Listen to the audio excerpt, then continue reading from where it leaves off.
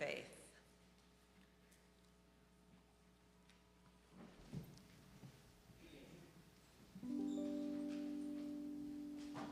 Rambling, I'm rambling, rambling, I'm rambling.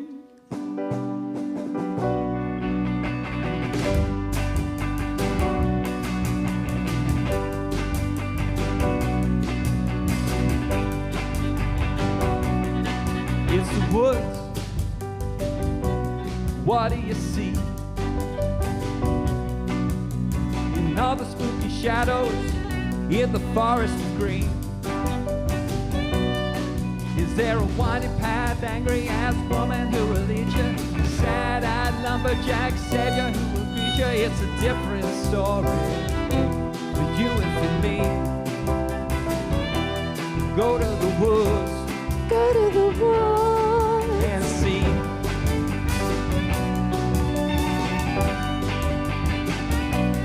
Out in the storybook land, many leagues of the wild,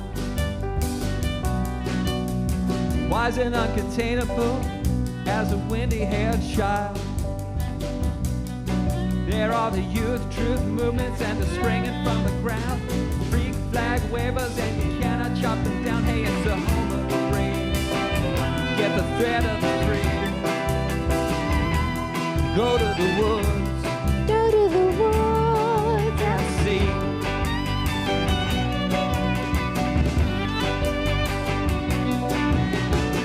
Are you afraid of the woods? Are you afraid of the woods? Are you afraid of the woods? Are you afraid of the woods?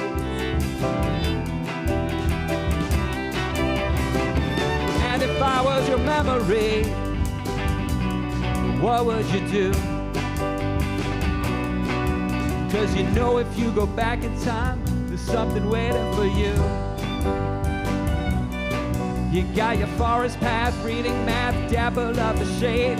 You could just admit if there's a promise that you made, and you cannot have the past back, but you can hold me. Go to the woods. Go to the woods and see.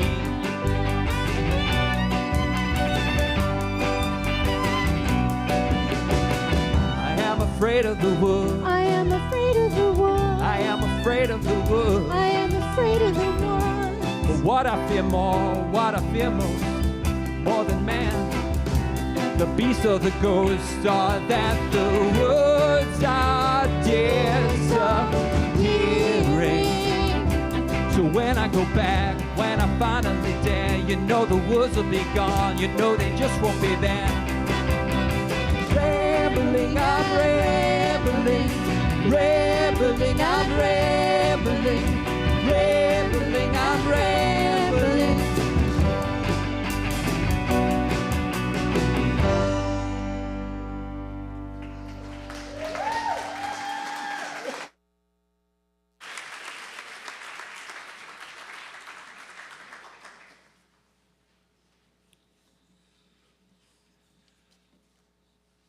Come in, all who long to know how to love this world, how to keep our eyes open, hands unclenched, arms wide, breathing deeply in and out. This is a time to practice because there is still so much good and beauty and joy, but it can be hard to keep telling this tale with all the news and the wind and the rain and the trembling earth. Come in, all who teeter on this edge of cynicism, broken-hearted and trying still to remember laughter and kindness and the chance to be alive in these days when so much is at stake. In this place, we remind each other why we persist, giving each other courage to take this path that is not always easy, to keep practicing this love that cannot, will not let us go, and still calls us on. Come, let us worship together.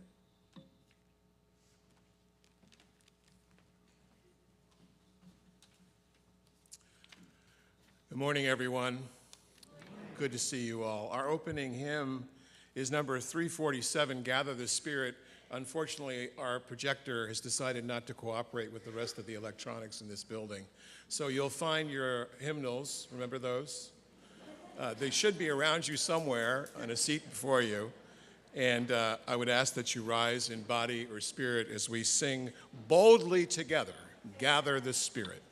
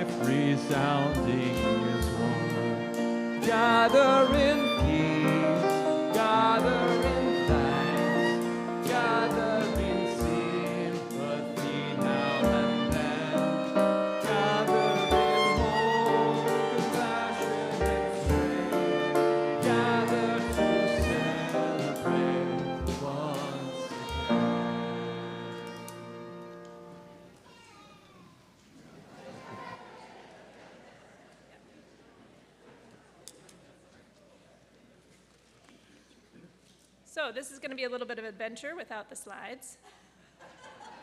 John has offered to be my able slide master.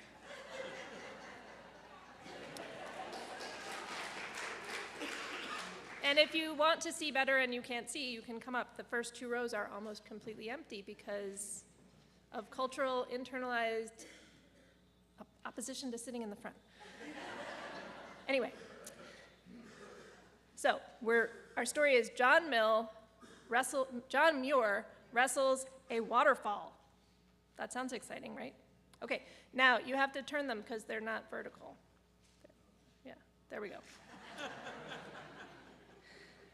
From the sawmill of the creek, John Muir has a perfect view of the springtime waterfall, cascading, crashing, careening wildly over the side of the mountain.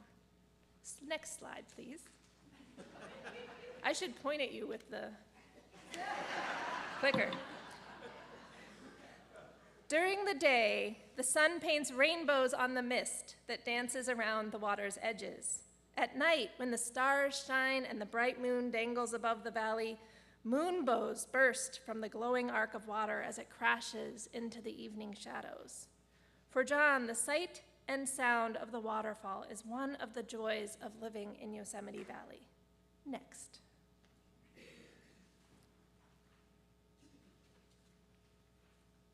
They're all sideways except the first one. Sometimes John isn't content to observe the waterfall's magnificence from the comfort of his cabin. Sometimes its beauty lures him outside for a closer view. Next. yeah, if you drop them, I don't think it's going to go well. They're not numbered.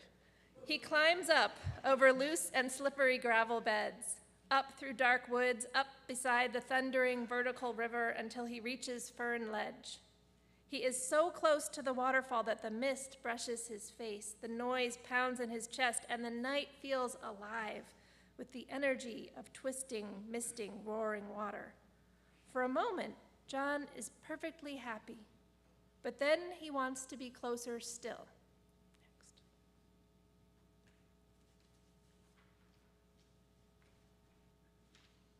John spies a granite ledge that cuts across the rock wall. He eases out onto the narrow precipice, flattening himself against the dripping, slippery granite. Inch by inch, he moves towards the waterfall until he can reach out his hand and touch the frigid, rushing water. And he is full of joy. Next.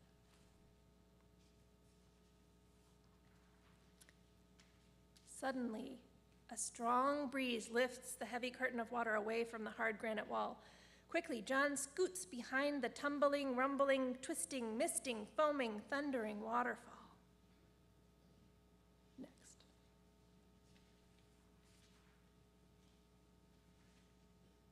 Now John is as close as he can be.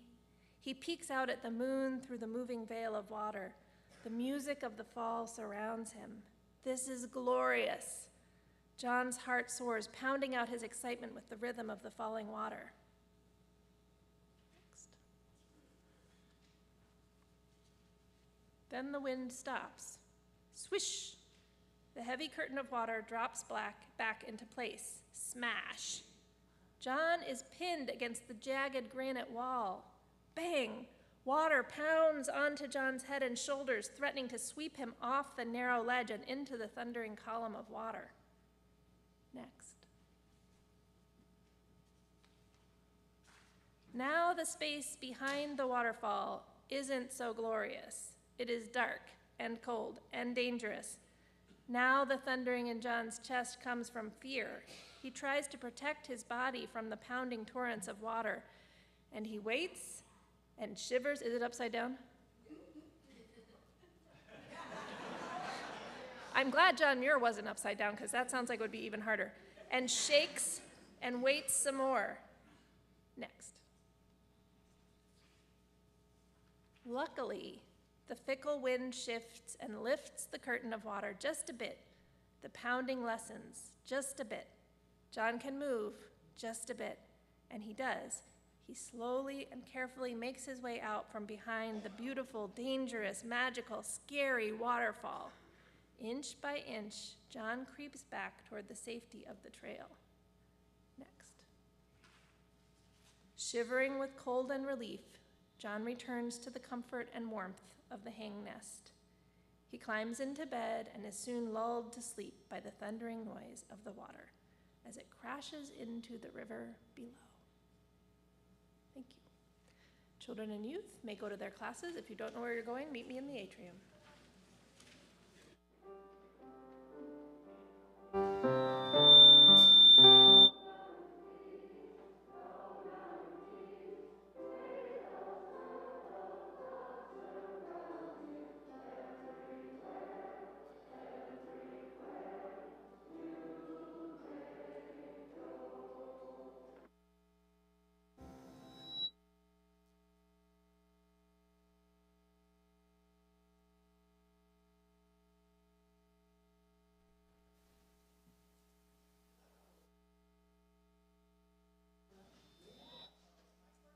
Wait a minute.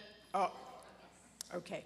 I'm Pam Costi, co-chair with Rebecca Pulse of the Biodiversity Project.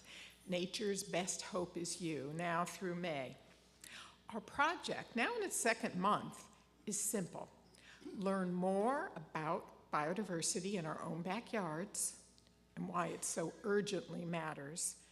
Grow empowered to make a positive difference, and then take actions, personal and in the wider world, to do just that.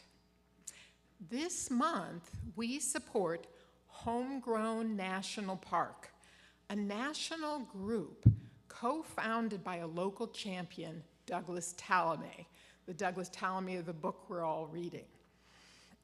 The education and actions of Homegrown National Park are central to our local efforts to make a difference. We encourage you to visit their information and inspiration-packed website. Plant a native, add a leaf to our biodiversity commitment tree. By the way, all of those leaves represent commitments that members of this church have made to planting at least one native or giving a native away. You will be joining, by doing that action, you'll be joining the Homegrown National Park movement.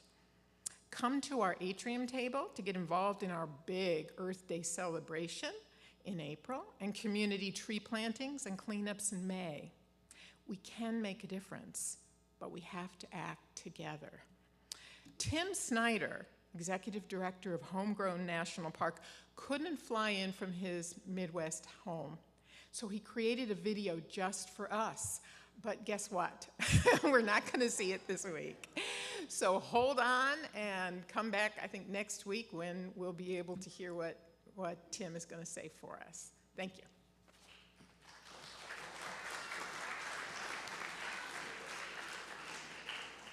So if you'd like to make a donation, a cashless donation, you can scan the QR code with your phone on the back of the order of service. Folks who are watching us online, I'm afraid there's no slide there to tell you how to do that. So you'll just have to double your contribution next week. Or if you're in the room, you want to double your contribution this week, that would be great. The offering will now be gladly received.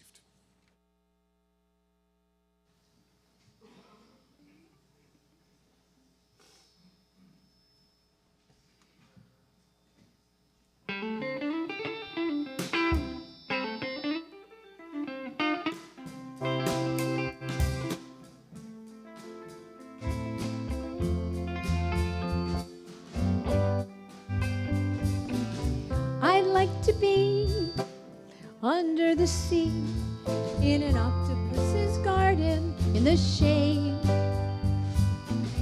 He'd let us in, knows where we've been in his octopus's garden in the shade. I'd ask my friends to come and see an octopus's garden with me. I'd like to be under the sea in an octopus's garden in the shade. We'd be warm below the storm in our little hideaway beneath the waves, resting our heads on the seabed in his octopus's garden near a cave. We would sing and dance around because we know we can't be found. I'd like to be under the sea in an octopus's garden in the shade.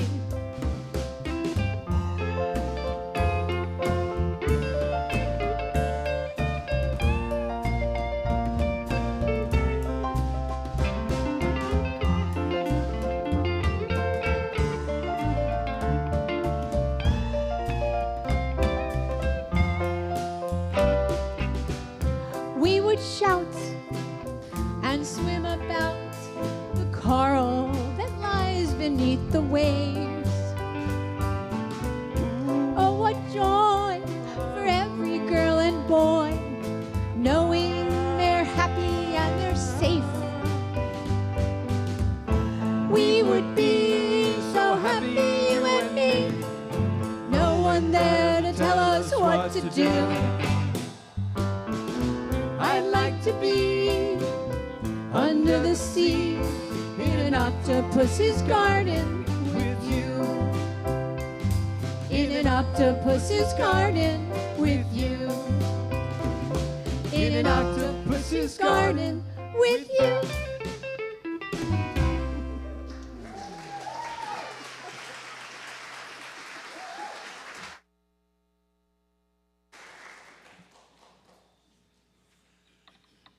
Candles of Community by is MLUC's ritual of personal sharing and support in a trusted and safe environment. After each candle is lit, you may say along with me, "We hold you in our hearts." Ron and Kathy Cordes wish to share the joy of Ron's new heart valve that was implanted on Thursday.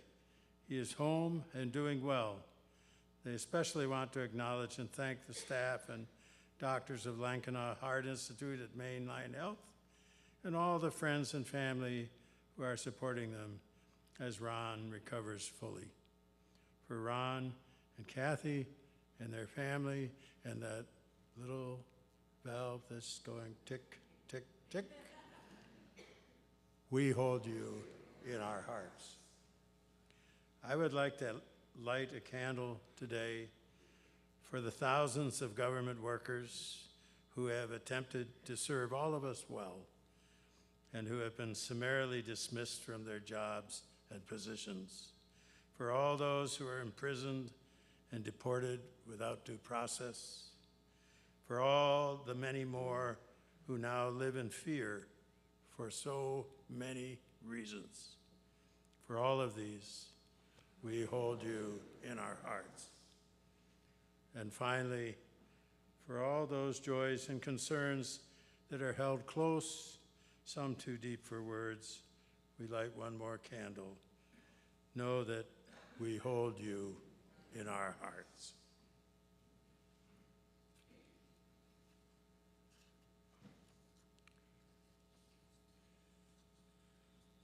The reflective reading today is courtesy of a long education as a geologist.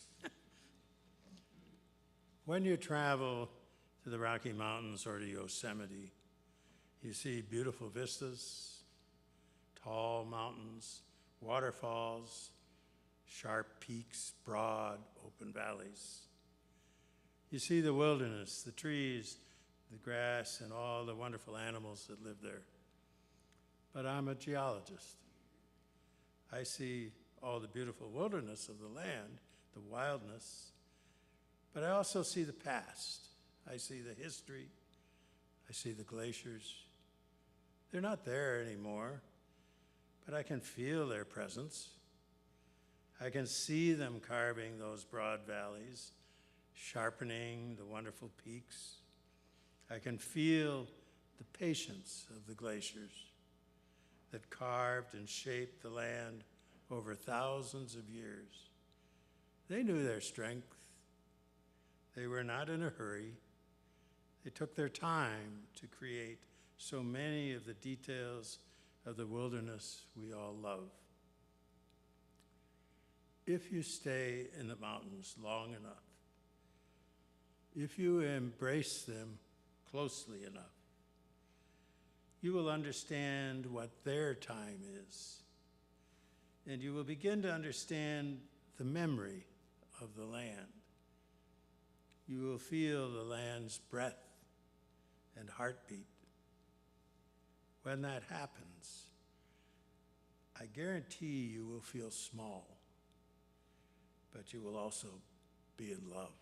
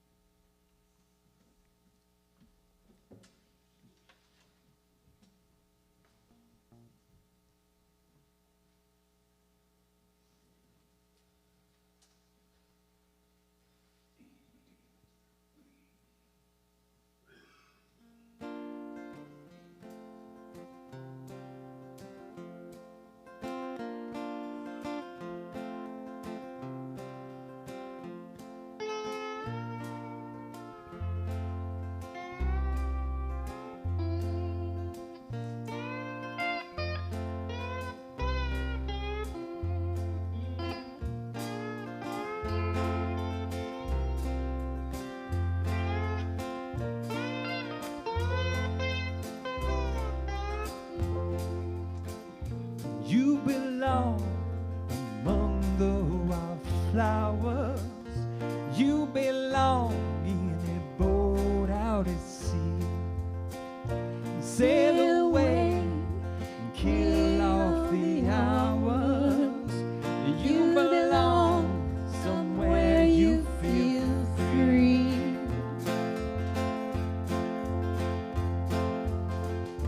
Run away, find you a lover.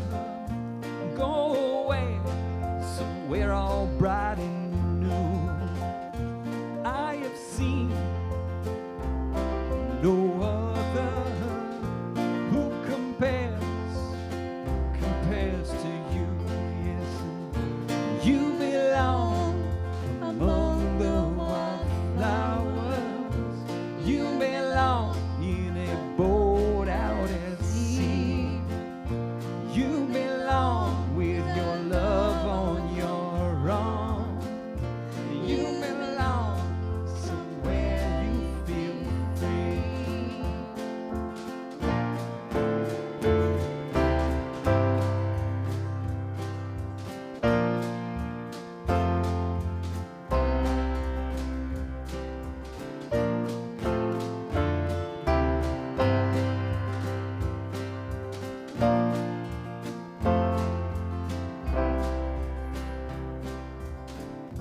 Run away, find you a lover. Run away, let your heart be your guide.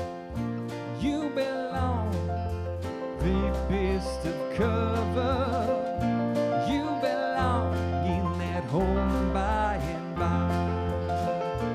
You belong among the wildflowers. You belong somewhere close to me, far away from your troubles and worries. You belong somewhere you feel free. You belong somewhere you feel free.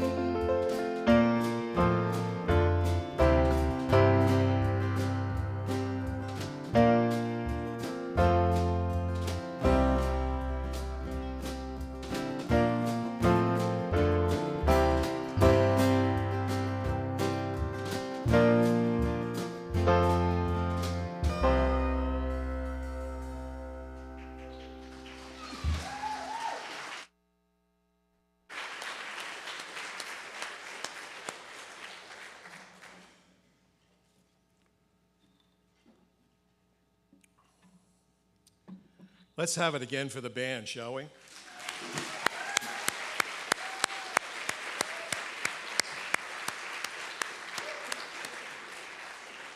It's one of the things I love about this place. You can have Brahms one Sunday and Tom Petty the second.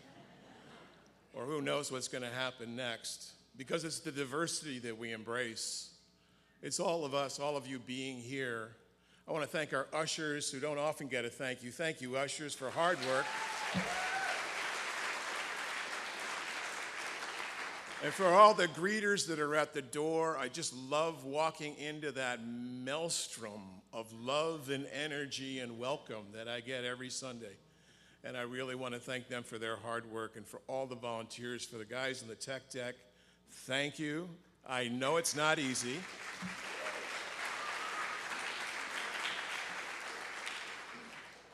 And thank you to all of you who are here and joining us online. How many got a chance to participate in the protests yesterday? Anybody? Oh yeah, this is what I'm talking about right there. It's heartening, I guess, in the midst of all the craziness. And I want to talk about something today that at first might seem a bit disjointed from the reality in which we face. But I think there's more to it than that. My first experience of Yosemite was decades ago, driving north out of our home in LA along the Pacific Coast Highway. Francis and I headed in the Sierra Nevada. We came from the east, stopping in the town of Angels Camp, beautiful little place, procuring supplies. and these beautiful stone plates, which I still have. You'd be interested in, Bob. We entered the park from the west, where most people enter, and the ranger at the gate said, well, it's about an hour and a half down to the valley floor.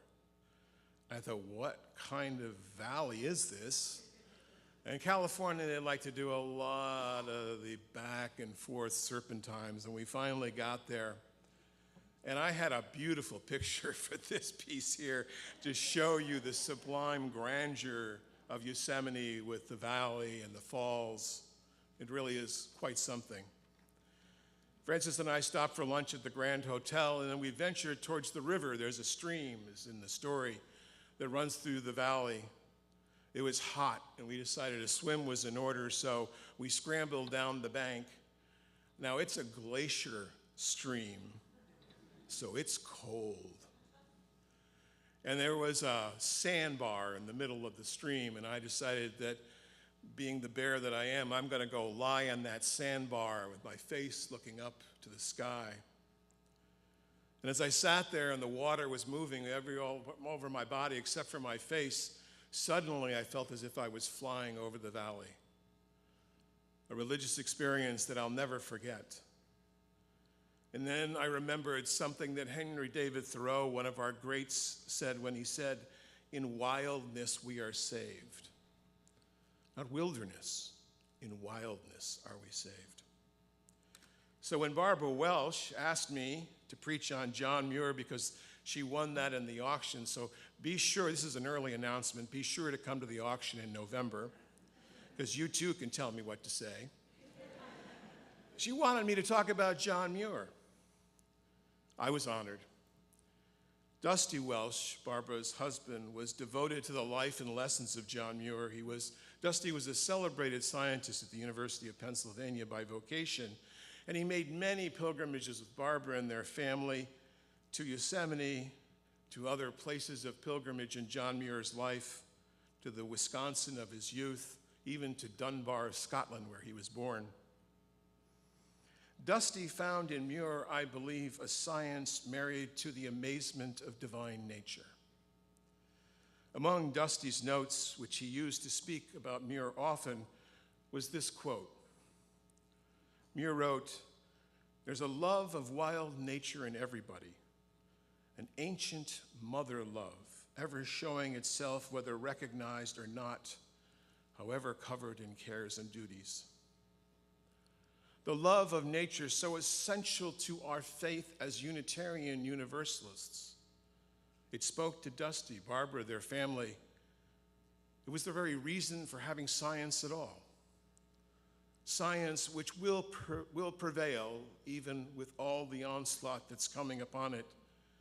So I am honored today to present this sermon in memory of Dusty Welsh, to his contributions to environmental justice and to the understanding of nature's divinity, both poetically and scientifically. And I'm especially happy to be able to do this now in the midst of the apocalypse in which we are living. I remind you that apocalypse doesn't necessarily mean the end of the world. It means a revelation of a new world being born. Or as several of my colleagues said at a conference I went to this weekend, perhaps these are the birth pangs of a new movement. John Muir was born in Scotland, April 21st, 1838. His father was a strict evangelical, rigid and stern in both his faith and in his family.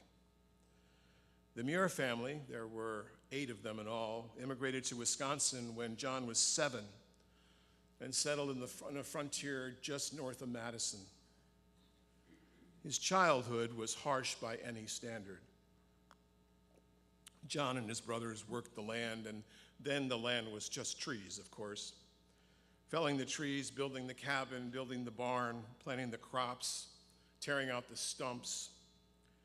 When not working, they were subject to Bible lessons and beatings. As soon as Muir was able, he left home and enrolled in the new state university in Madison, Wisconsin, earning his tuition and board through manual labor, but also his ingenuity at being able to fix almost anything. He tried several courses of study before deciding on the course of botany under the celebrated Professor John Carr. And then the Civil War. The Civil War changed all his plans. Something of a pacifist in his way, he was eager not to be drafted. So he left the university and traveled to Indianapolis, where he soon found work as a millwright. He would find these mills, and they would hire him to fix the mills, and this was all steam-powered with big belts and big saws. Of course, it was a time in Indiana as well when the great forests of that Midwest place were all being cut down for crops, the wood being turned into lumber to build houses. He was also a gifted inventor, and he kept trying to sell his inventions in various places. He never got a patent for any of them, although he did win a patent for a mechanical clock at a state fair once. But John Muir was always conflicted about working with the tools that were leading to the destructions of the forests of the Midwest. Still, in order to live, he needed to work, and he continued for 4 years in Indianapolis until a metal shaving on one of the tools he was working with flew into his right eye. It blinded him, and for a while, it blinded his left eye as well in sympathy, and then that came back. But he was nursed for many, many months by the mill owner's wife. It was a time when we didn't discard people because they failed to work anymore. We nursed them back to health. He eventually regained his sight in both eyes, and he wrote about this to his friend, the professor's wife, Jean Carr, who was something of a mother figure for him. And she wrote back to him and she said, "John, perhaps your accident is a sign for you to develop your inner eye, your third eye, and return to the study of nature that rests in your soul." It was a prescient observation. So John Muir left Indianapolis and decided to join his brother Daniel, who had migrated to Canada, like others are thinking about these days, to avoid the draft. See, it goes back a long way. The two brothers wandered the woods and meadows of Ontario, all the while Muir, being the botanist, the naturalist that he was, keeping fastidious notes and drawings. His drawings are really quite incredible, of plants and trees. And it was in those ramblings that Muir sensed the interconnection of all life, what we call the seventh principle of Unitarian Universalism, the interconnection of all life of which we are a part. And he penned this truth: when one tugs at a single thing in nature, he finds it attached to the rest of the world. Now in his late 20s, the Civil War ended. Muir decided it was time for him to return to the United States. He never finished his degree, but he was an avid reader, and he dreamed of going to South America to study the tropical flora. And he spent many months walking the entire 1,000-mile journey through the upper Midwest and into the South to go to a port that would take him to South America. And this is the South that was in the post-Civil War era: ruins of war, desperation, squalor. He finally arrived in Florida, and there was no boat going anywhere to South America. So while he was waiting, he found a job once again as a millwright for a Scottish family that was grinding date palms into flour. Their grinder had broken. Of course, he fixed it. He set to work, ever industrious, for several months until he fell sick with malaria. Malaria. Again, it was the mill owner's wife who nursed him back from the edge of death. He did finally catch a boat to Cuba with plans to go on to South America, but when he was in Cuba, he had this revelation that he was going in the wrong direction, that he didn't like being hot. He didn't like that. He wanted to be cold. And he was a little guy. I mean, he was like 5'7", all of 138 pounds, dripping wet. He realized he needed cool weather and all of the nature's elements in order to thrive. So with what savings he had, because he was Scottish after all and he saved, he sailed up to New York and then took a steamer from New York around South America to California. It was in California that he found his true home. The grandeur of the ocean as it meets the coastal range left him wanting more. Initially, he found work as a shepherd, and he would drive these sheep up into the high meadows of the foothills of the Sierra Nevada, but he came to hate sheep. He called them locusts on hooves. They destroyed the alpine meadows that he so loved. And he hated the people he worked with because they were just so slovenly.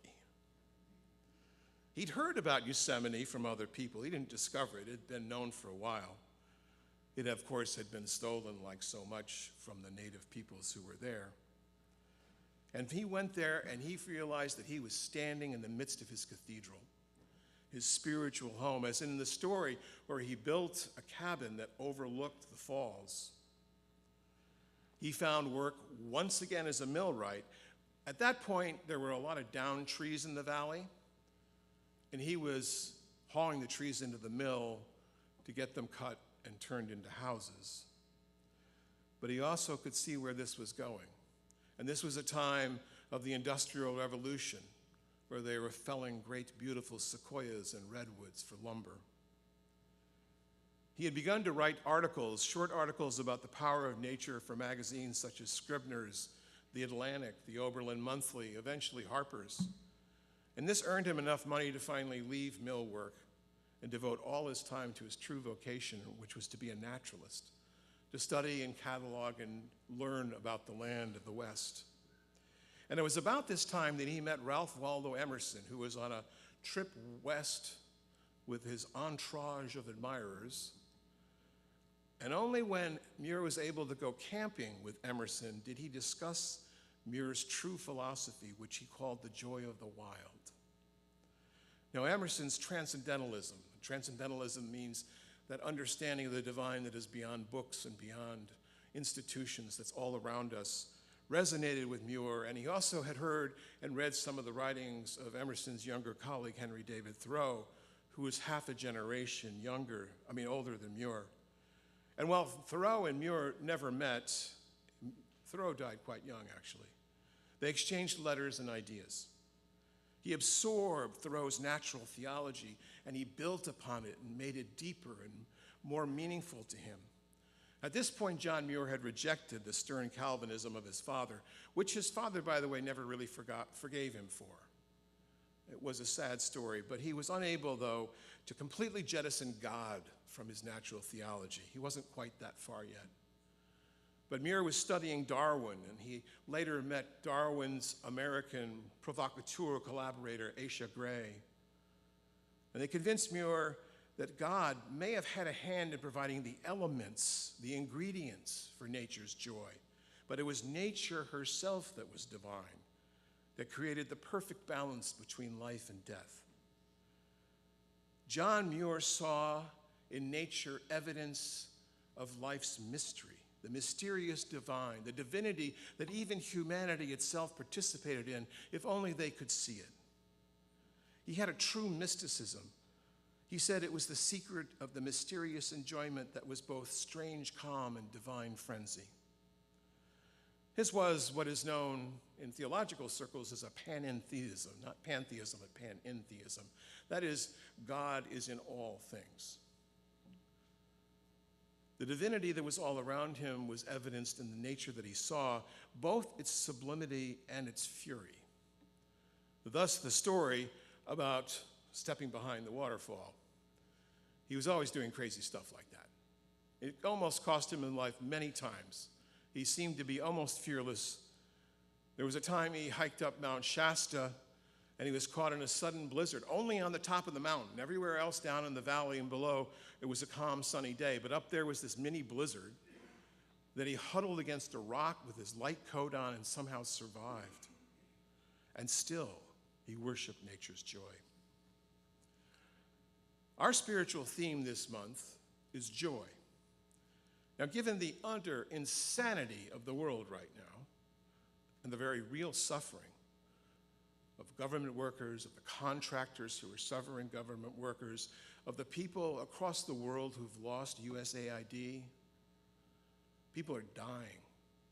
This is real. The suffering of so many innocent people. It might seem insensitive for me to explore joy this month. But friends, without a sense of joy, what are we working to improve? What are we trying to change? And as I will be exploring throughout the month, joy actually might be, in Audre Lorde's words, an act of resistance. Can you hear me? If, Thoreau said, salvation lies in wildness, then how can we deny nature's wildness in bringing a bit of joy in the apocalypse? Because look around. Not a sunny day, but a beautiful day. And nature just keeps doing her thing. We keep trying to screw it up, but keeps doing her thing. And that's what we're struggling for. The beauty of life envisioned in nature and in the life and hearts of good-meaning people everywhere. It's possible that by exploring joy, we begin our journey of becoming what I hope we will become, which is a community of resistance. Can you hear me? The British Druid priestess and scholar Emma Restall Orr found this joyful spirit in her belief in animism, which is the belief that all existence contains divine energy. She wrote, "In animism, relationship is ontologically fundamental. We exist because we are in relationship. The point of being here is to be in relationship. Relationship is everything. It is our relationships that form us, and how we engage in those relationships inform the world and the filters through which we live and perceive the world. At a basic level," she said, "our purpose is no more than to be what we are within the greater purpose of nature's soul." Ultimately, I believe this is what Dusty found in the prophetic life of John Muir, that divinity rests in the world around us and through us, and ultimately our relationship with the world and each other. Muir wrote that we are in the mountains and the mountains are in us. And part of that relationship is in our care for the planet, which we'll be exploring here. This is April. At the end of the month, on April 26th, we'll have a Earth Day celebration right here. And I want everyone to come that afternoon and enjoy and volunteer. This is the plug, Pam. Volunteer outside. There's a table right outside the door. We're going to need volunteers. We've got dozens of groups and other congregations who are a part of this celebration. This is going to be a big deal. Muir helped, of course, to do a lot of other things. He founded the Sierra Club, which to this day works to preserve the joy of nature, and the organizations like it that preserve a bit of wildness while there's still time. But of course, as we're learning now, having just parks and parcels of wildness out there are not going to preserve the planet, because everything's interconnected, right? So we here, individual people, need to collect and make little corridors for wildness to grow.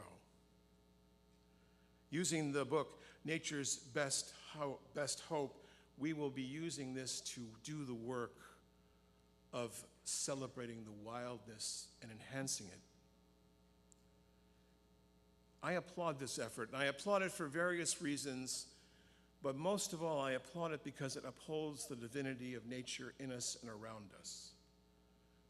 I see this as joy, as an act of resistance.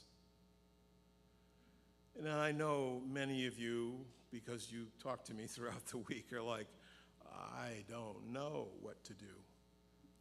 There's a lot of stress. Quite frankly, there's trauma now. There's a lot to be pessimistic. In terms of nature, I think to myself, is that there enough time, maybe not to stop climate change, but to mitigate the results, to remain hopeful that there is something we still can do. Muir, Thoreau, and eventually the United States government under Teddy Roosevelt, who became a friend of John Muir, by the way, have done something to help the reserves, the forests, the parks. Last weekend, our kids treated us to a getaway in the Shenandoah Mountains in Virginia. Rented a lovely little cabin by a stream. It was marveling. It's a little bit south of here, so marveling as the buds were opening and the flowering, and you would almost think all was right with the world. They bought me a lifetime pass, because I'm old enough now, to the national parks. Maybe not the best time to have a lifetime pass to the national parks. And as I pondered the joy and wildness, I also remembered why the parks were formed. As we were driving into the Shenandoah National Park, I looked at the tired and harried rangers at the gate. I thanked them for their service because I knew that they were all pretty much pulling double shifts now. And as we drove through the park, there was a lot that was left undone. Normally, they try to clean up along the road a little bit, to cut up some of the downs, but they were all there. And I thought to myself, well, that's as Earth would have it, wouldn't it? After we're gone, she's going to come back. And I thought about why we do this way. Of course, I'm always thinking about the social impact of a system like the park system. And I remembered someone saying, well, we should just turn over all these parks and the entrance fees to the American Indian nations from whom we stole the legacy to begin with and let them manage the parks. I don't have an answer for the end of the world, friends. But I do know this. I do know that it's not an accident that we are calmed by nature. We are calmed by her wildness, even the unkept bits. Because ours is still a greening temple that can still bring us joy. And I personally call that natural joy my God. Perhaps, with all due respect, my church. And I believe, as my friend Tom Owen Toll once said, that most UUs are what he called free-thinking mystics with hands. It's a lovely image. And we are greatly fed by nature, aren't we? And I love the ideas and words that come from that pursuit, but I'm often most at home outside. Now, gone are the days, if there ever were, and I'm looking at Francis here, when I actually camped. I don't really camp well, but I love to walk outside. John Muir and Dusty Welch knew this truth. As Emerson wrote, nothing is quite beautiful alone. Nothing is beautiful but in the whole. A single object is only so far beautiful as it suggests a universal grace. That grace is the wild nature of things, all things, in relationship to everything else. And as I lay in that Yosemite riverbed feeling the grace wash over me, I saw, but for that moment, the relationship between all things. John Muir wrote in one of his unpublished journals, "This grand show is eternal. It is always sunrise somewhere. The dew is never all dried at once. A shower is forever falling somewhere. Vapor is ever rising somewhere. Eternal sunrise, eternal sunset, eternal dawn. On sea, continents, islands, each in its turn, the round earth rolls." This might sum up our faith as you use. A God in us, around us, that ultimately is us. Good God, bad God, no God at all. In these turbulent times, friends, many of you are already doing this, but I prescribe a walk outdoors. Get outside. Muir finally said this towards the end of his long life. Of all the paths you take in life, make sure a few of them are of dirt. There is still joy in that. Amen. Before we sing our final hymn, friends, let me remind you that right after the hymn, our fire alarms are going to go off. They're loud, flashing lights. They're meant to get your attention. And we'll have our annual fire drill. All you need to do is follow the ushers and the staff out these doors. There are many doors in a real fire drill. There are doors here. There's also a door behind this stage which leads outside. A lot of people don't know that, little secret door there. And Parents, just go with the adults. Your children will be reunited. Don't try to go find them in the building. We'll get them to you, don't worry. And we'll do a picture as we do. If you don't want to be in the picture, just step aside from the picture when it's being taken. And I think that'll do it. So friends, let's join together now as we sing one of the most beloved of the hymns, number 1064, Blue Boat Home. You'll find it in the teal hymnal, the soft-covered hymnal.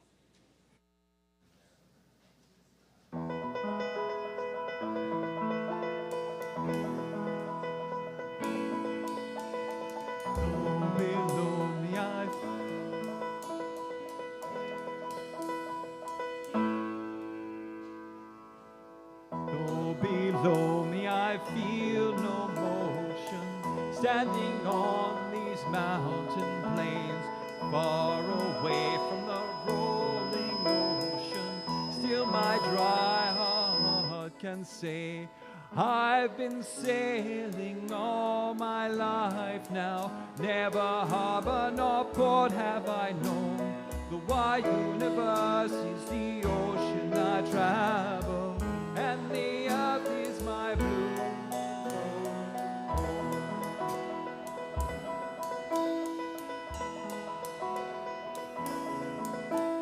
Sun my sail and moon my rudder, as I ply the wuthering sea, leaning over the edge of wonder, casting queries into the deep, bearing here with my ship's companion all the kindred pilgrim souls, making our way where lights of the heavens and the beautiful blue boat home.